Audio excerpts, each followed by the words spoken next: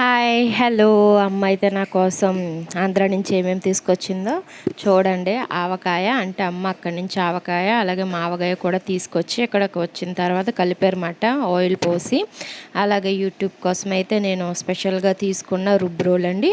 ఇక్కడ అంటే దొరకవు, గుజరాత్లో దొరకవు మాట, అందుకని నేను ఆంధ్ర నుంచి తెప్పించుకున్నాను ఇవి.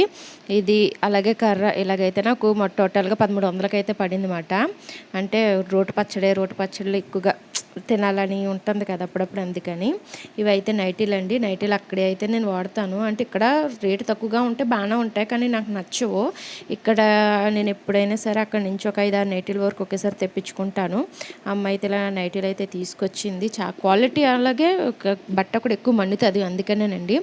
తర్వాత పచ్చళ్ళు తీసుకొచ్చింది, కొబ్బరి నూనె తీసుకొచ్చింది, అలానే పెసరొడియాలు, గుమ్మడొడియాలు ఇవన్నీ తీసుకుని వచ్చింది అన్నమాట.